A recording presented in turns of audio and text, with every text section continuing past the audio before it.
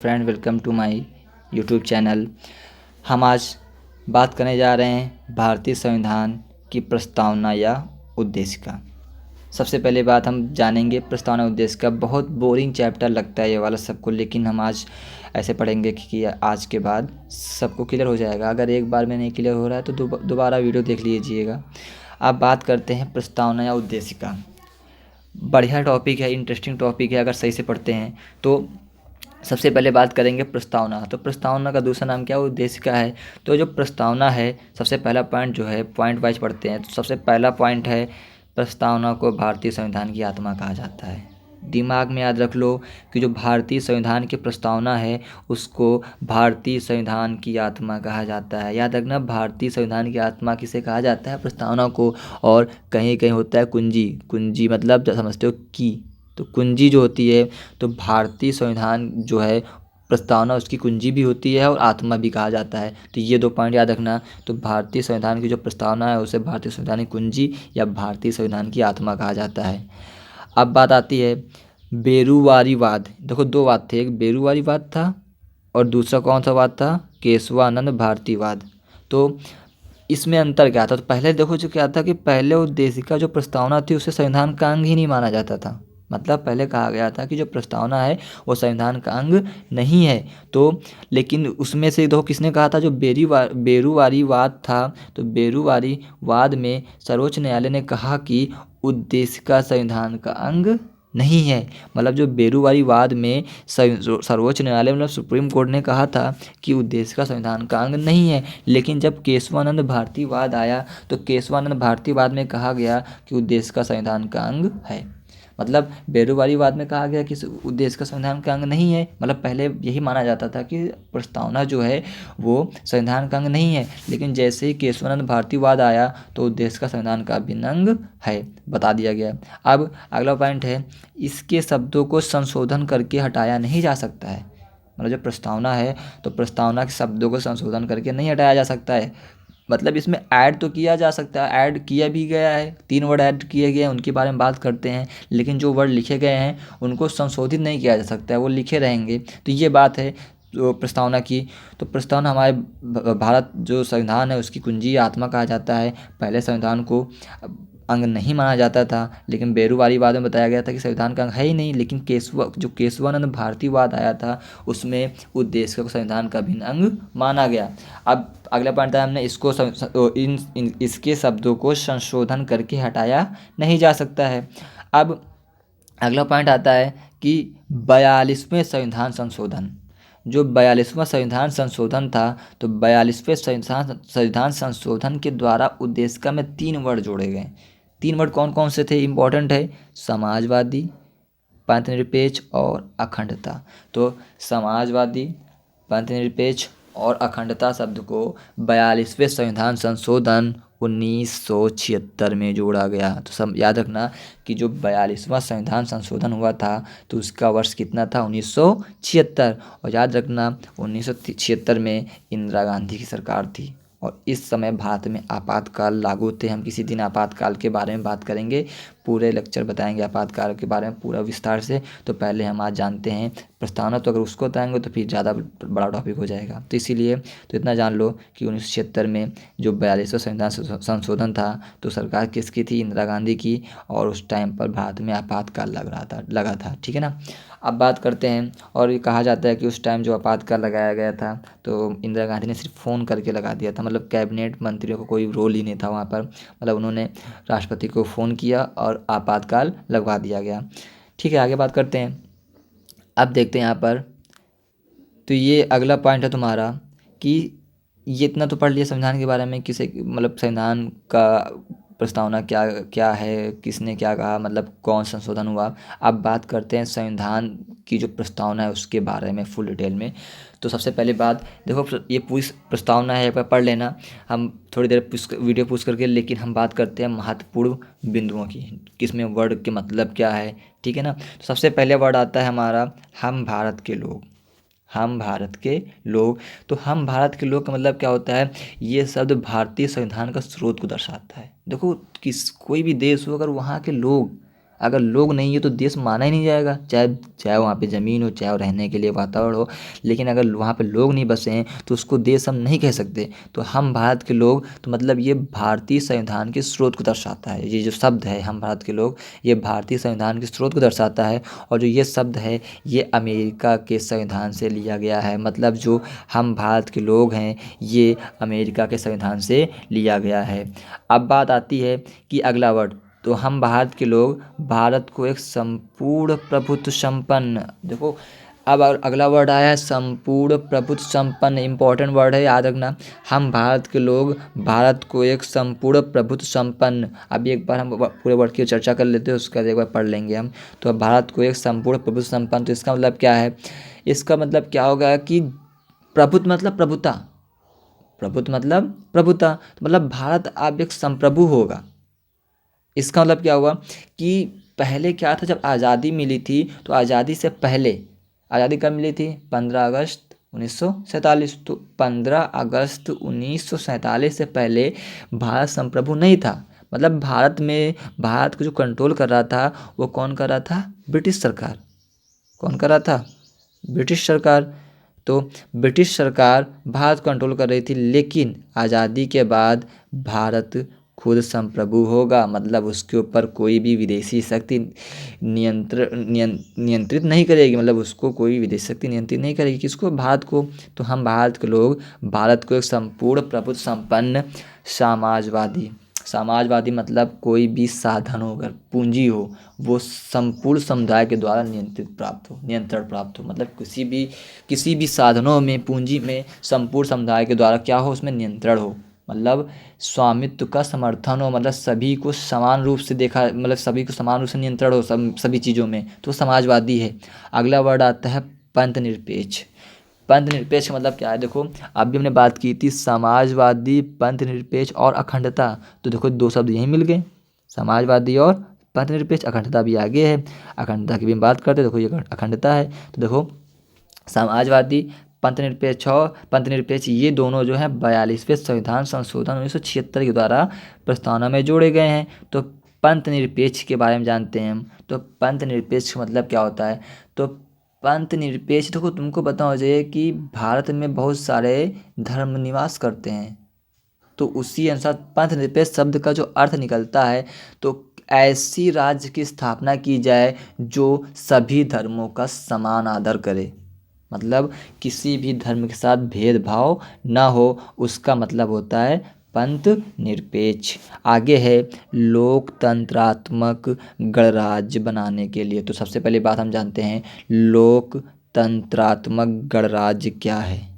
सबसे पहले बात करते हैं लोकतंत्रात्मक गणराज्य।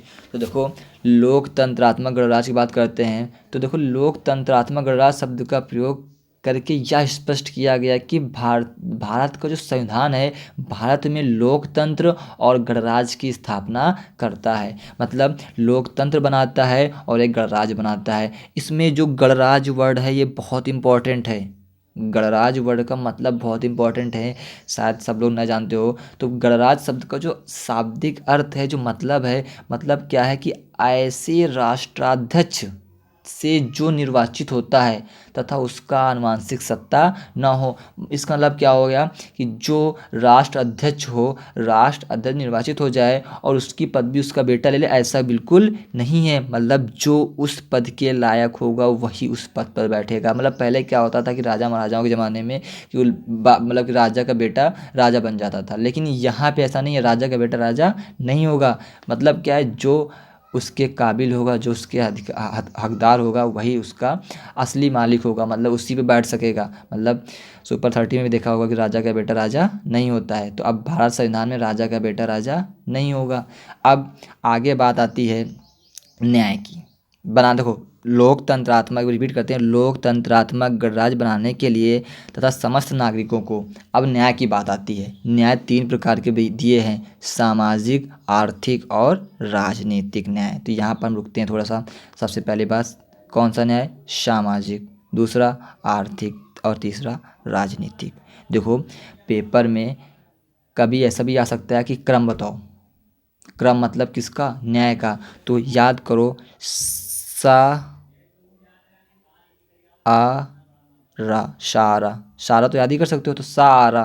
तो शारा मतलब शाह मतलब सामाजिक, आ मतलब आर्थिक और रा मतलब राजनीतिक। तो सबसे पहली बात, जो समस्त नागरिक हैं, तो समस्त नागरिकों को सामाजिक, आर्थिक और राजनीतिक न्याय, तो तीन न्याय की बात की गई। मतलब न्याय तो है तीन न्याय, सामाजिक न्याय, आर्थिक न्याय और राजनीतिक न्याय। तो देखो, सामाजिक तो मतलब समाज के ऊपर जो न्याय होता है। आर्थिक मतलब क्या होता है, जो मतलब कि आर्थिक स्थिति जो होती नहीं, उच्च गरीबी जो होती है, गरीबी के आधार पर जो विभेद ना किया जाए। और राजनीति मतलब क्या होगा कि राजनीतिक न्याय से तात्पर्य है कि वयस्क नागरिकों को वोट देने का अधिकार तथा चुनाव लड़ने का अधिकार होना चाहिए। मतलब जो सामाजिक है, जो समाज में जो विभेदीकरण है, जो समाज में बुराइयां हैं, उसका न्याय। आर्थिक मतलब जो होता है कि जो कोई गरीब हो, उसके स्थिति के अनुसार उसके साथ भेदभाव किया जाए, वो नहीं होना चाहिए। तीसरा है राजनीतिक न्याय। तो राजनीतिक न्याय जो है, कोई भी वयस्क अगर नागरिक है तो उसको वोट डालने का भी हक है और उसको इलेक्शन लड़ने का भी हक है। तो ये तुम्हारा हो गया राजनीतिक न्याय। तो सबसे पहले बात, क्रम भी याद रखो। तो क्रम कौन सा है, सामाजिक, आर्थिक और राजनीतिक। तो सा आ रा, तो इतना याद हो गया होगा उम्मीद है। अब आगे चलते हैं। अब आगे है तुम्हारा विचार। विचार पता ही है, अभिव्यक्ति मतलब व्यक्त करना जो होता है। और उसके बाद विश्वास, धर्म और उपासना की स्वतंत्रता, मतलब धर्म और उपासना की स्वतंत्रता। अब देखो, धर्म और उपासना की स्वतंत्रता का मतलब क्या है। धर्म मतलब जो धर्म है, उपासना स्वतंत्रता मतलब कि जैसे हम किसी भी धर्म की हम स्वतंत्र उपासना करने के स्वतंत्र हैं। मतलब हमारे ऊपर कोई फोर्स नहीं कि हमको ये करना ही पड़ेगा, कोई सरकार नहीं करा सकती। अगर तुम्हारा जो मन होगा तुम वही करोगे। अगर तुमको जहाँ जिस धर्म में अच्छा लगता है तुम उसकी उपासना कर सकते हो। ये कहीं पर भी नहीं लिखा गया कि तुम इसी धर्म की करोगे। तो हम स्वतंत्र हैं धर्म की उपासना करने के लिए। और प्रतिष्ठा और अवसर की समता प्राप्त करने के लिए, मतलब प्रतिष्ठा जो है और अवसर की जो है समता। समता मतलब समता के बिना स्वतंत्रता का कोई महत्व ही नहीं है। मतलब जो समता वर्ड है, समता के बिना स्वतंत्रता का कोई महत्व ही नहीं है। भारत के सभी नागरिकों को अवसर तथा प्रतिष्ठा की समता प्रदान की जाएगी। मतलब कहा गया कि अवसर और जो प्रतिष्ठा है, अवसर और जो प्रतिष्ठा है, इसकी समता प्रदान की जाएगी भारत के सभी नागरिकों को। अब बात आती है अगले कुछ पॉइंट्स के बारे में। तो प्राप्त करने के लिए तथा उन सब में व्यक्ति की गरिमा और राष्ट्र की एकता और अखंडता। अब बात आती है यहाँ पर, थोड़ा देर रुकते हैं, थोड़ा समझते हैं। यहाँ पर बात क्या कह रहा है कि व्यक्ति की गरिमा तथा राष्ट्रीय एकता और अखंडता। अभी देखो हमने बात की है, अखंडता शब्द को किस संशोधन के द्वारा जोड़ा गया है, 42वें संविधान संशोधन 1976। ठीक है ना। तो अखंडता शब्द, एकता मतलब जो हम एक रहते हैं, अखंडता मतलब जो खंडन हो। तो मतलब एकता और अखंडता, राष्ट्र की एकता और अखंडता सुनिश्चित करने के लिए, बंधुता बढ़ाने के लिए, बंधुता मतलब जो भाईचारा होता है, दृढ़ संकल्प होकर। दृढ़ संकल्प मतलब क्या होता है, दृढ़ संकल्प मतलब जो संकल्प लिया जाता है, जो डिसीजन लिया जाता है, दृढ़ संकल्प होकर अपनी इस संविधान सभा में आज तारीख 26 नवंबर 1949 ईस्वी, देखो ये वर्ड यूज किया गया है। देखो, जब संविधान अंगीकृत किया गया था तब की बात है ये। तो आज तारीख 26 नवंबर 1949 ईस्वी, ये इंपॉर्टेंट पॉइंट है, ये पढ़ लेना। मिति मार्ग शीर्ष शुक्ल सप्तमी संवत 2006 विक्रमी। एक बार फिर से रिपीट करते हैं। मिति मार्ग शीर्ष शुक्ल सप्तमी संवत 2006 विक्रमी को एतद द्वारा इस संविधान को अंगीकृत, अधिनियमित और ये आत्मा नहीं है, आत्मसमर्पित करते हैं। मतलब जो लास्ट लाइन है संविधान में, तो लास्ट लाइन में संविधान को अंगीकृत मतलब प्रस्तावित करने का जो तिथि लिखी गई है। मतलब जो लास्ट है लाइन, लास्ट भाग है संविधान की जो प्रस्तावना का, उसमें संविधान को अंगीकृत या प्रस्तावित करने की तिथि लिखी गई है। सबको पता है 26 नवंबर 1949 को संविधान प्रस्तावित किया गया था और संविधान लागू कब हुआ था, 26 जनवरी 1950 को, जिस दिन हम गणतंत्र दिवस मनाते हैं। तो इतना उम्मीद है कि इतना क्लियर हो गया। अगर ना क्लियर हो तो एक बार फिर से देख लीजिएगा। अब हम आगे बढ़ते हैं। आगे देखो, उद्देश्य के महत्वपूर्ण बिंदु। अभी हम देखो, हमने बता भी दिया अच्छे से। तो एक बार उससे पहले हम चाहते हैं एक बार फिर से पढ़ लें। तो एक बार पूरा रिवाइज करते हैं, रिपीट करते हैं। हम भारत के लोग भारत को एक संपूर्ण प्रभुत्व संपन्न समाजवादी पंथनिरपेक्ष, देखो प्रभुत्व मतलब प्रभुता हो, मतलब भारत ही संप्रभु है, अब इसके ऊपर कोई विदेशी शक्ति शासन नहीं करेगी। समाजवादी जो समाज में जो जो पूंजी को लेकर जो क्या है नियंत्रण हो सबके साथ, तो वही समाजवादी है। पंथनिरपेक्ष मतलब किसी भी धर्म में भेदभाव ना हो। लोकतंत्रात्मक गणराज्य, तो लोकतंत्र हो गणराज्य भी हो। गणराज्य मतलब क्या होगा कि राजा के बेटा राजा ना हो, हमने अभी अच्छे से बताया। बनाने के लिए तथा उसके समस्त नागरिकों को सामाजिक, आर्थिक और राजनीतिक न्याय, देखो 3 प्रकार के न्याय होते हैं, सा आ रा। तो सामाजिक, आर्थिक और राजनीतिक न्याय, विचार, अभिव्यक्ति, विश्वास, धर्म और उपासना की स्वतंत्रता, मतलब विचार करने की स्वतंत्रता है, मतलब हम कुछ कह भी सकते हैं, मतलब अपनी जो हम सोच रहे हैं हम उसको डिफाइन भी कर सकते हैं किसी के सामने, बस गलत ना हो। विश्वास, धर्म और उपासना की स्वतंत्रता, प्रतिष्ठा और अवसर की समता प्राप्त करने के लिए तथा उन सब में व्यक्ति की गरिमा और राष्ट्र की एकता और अखंडता, अखंडता शब्द और दो ये शब्द ये 42वें संविधान संशोधन में जोड़े गए थे। अखंडता सुनिश्चित करने वाली बंधुता बढ़ाने के लिए दृढ़ संकल्प होकर इस संविधान सभा में आज तारीख कब किया गया था? 26 नवंबर 1949 ईस्वी मिति मार्ग शीर्ष शुक्ल सप्तमी संवत 2006 विक्रमी को एतद द्वारा इस संविधान को अंगीकृत, अधिनियमित और आत्मसमर्पित करते हैं। अभी हम आगे बात करते हैं। तो ये तुम्हारा प्रस्तावना हो गई। अब आगे बात करते हैं महत्वपूर्ण बिंदु, जो हमने बताया था कुछ बिंदु महत्वपूर्ण हैं। सबसे पहला बिंदु महत्वपूर्ण तुम्हारा क्या है? हम भारत के लोग, मतलब जो हम भारत के लोग हैं, ये तुम्हारा पहला महत्वपूर्ण बिंदु है। हमने बता दिया जो किसी भी राष्ट्र में अगर लोग नहीं होंगे तो वो तुम्हारा इम्पोर्टेंट, मतलब कि वो देश माना ही नहीं जाएगा। तो हम भारत के लोग कहाँ से लिया गया है? अमेरिका से। तो हम भारत के लोग जो वर्ड है वो अमेरिका के संविधान से लिया गया है। अब संपूर्ण प्रभु संपन्न, मतलब जो संपूर्ण प्रभु संपन्न है, तो प्रभुता मतलब भारत के ऊपर कोई दूसरा शासन नहीं करेगा। समाजवादी जो होता है तुम्हारा भारत में समाजवाद होगा। अब आ गया पंथ निरपेक्ष। पंथ निरपेक्ष मतलब भेदभाव न हो जातवाद को लेकर। लोकतंत्रात्मक गणराज्य, ये भी इंपॉर्टेंट पॉइंट। न्याय, हमने बात की न्याय, तो सामाजिक, आर्थिक और राजनीतिक न्याय, 3 प्रकार के न्याय प्रस्तावना में है। ये वर्ड ज़्यादा इंपॉर्टेंट है, बाकी इनको तो पक्का याद करना है हमको। सामाजिक, आर्थिक और राजनीतिक, तो याद रखना शा आ रा। अब शायद भूलोगे नहीं, इतना 3-4 बार रिपीट कर दिया हमने शा रा। तो सामाजिक, आर्थिक और राजनीतिक न्याय की बात आती है। उसके बाद स्वतंत्रता, क्षमता, समता ने बताया है, ये स्वतंत्रता भी बता दिया है। और व्यक्ति की गरिमा की बात करते हैं तो व्यक्ति की गरिमा और राष्ट्र की राष्ट्रीय एकता और अखंडता की बात की गई है। तो इतने वर्ड जो हैं हमारे संविधान की प्रस्तावना में निहित हैं। अब बात आती है महत्वपूर्ण बिंदु। ये महत्वपूर्ण बिंदु क्लियर कर लेते हैं, उसका आज की क्लास यहीं तक होगी। तो हम बात करते हैं संविधान के महत्वपूर्ण बिंदु में। तो उद्देशिका का जो अंतिम भाग है, अभी मैंने बताया, उद्देशिका के जो अंतिम भाग में संविधान को अंगीकृत करने तथा अधिनियमित करने की तिथि का वर्णन किया गया है। मतलब हमको क्लियर होना चाहिए कि जो उद्देशिका का अंतिम भाग है, तो अंतिम भाग में संविधान को अंगीकृत करने तथा अधिनियमित करने की तिथि का वर्णन किया गया है, मतलब तिथि बताई गई है अंतिम भाग में। अब जिसके अनुसार संविधान सभा ने संविधान को 26 नवंबर 1949 को अंगीकृत करके अधिनियमित किया था। मतलब कब अधिनियमित किया था? 26 नवंबर 1949 को। तो याद रखना कि पूछा जाता है कि संविधान कब पारित किया गया, तो कब पारित किया गया? 26 नवंबर 1949 को। लागू कब किया गया था? 26 जनवरी 1950। कब लागू किया गया था? 26 जनवरी 1950। तो 26 जनवरी को इसीलिए हम गणतंत्र दिवस मनाते हैं। आज क्वेश्चन पूछा जा सकता है कि 26 जनवरी को ही क्यों मनाया गया था? सब लोग बताना हमको बाद में कमेंट करके। उसके बारे में बात करते हैं कि 26 जनवरी को ही क्यों मनाया जाता है गणतंत्र दिवस। ये हम आप सबसे क्वेश्चन है। अब आगे देखते हैं हम।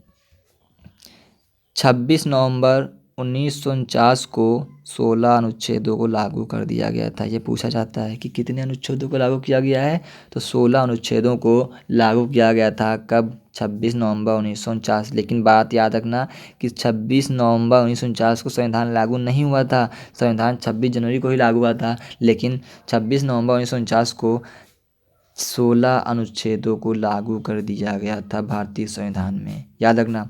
अब अगला पॉइंट देखो, ये पढ़ता है सबको, जबकि संपूर्ण जो संविधान है 26 जनवरी 1950 को लागू हुआ, जिसे हम गणतंत्र दिवस के रूप में मनाते हैं। तो आज के लिए इतना ही, बाकी हम कल बात करेंगे नेक्स्ट डे अपना अगले लेक्चर के साथ। ठीक है, जब तक के लिए गुड बाय।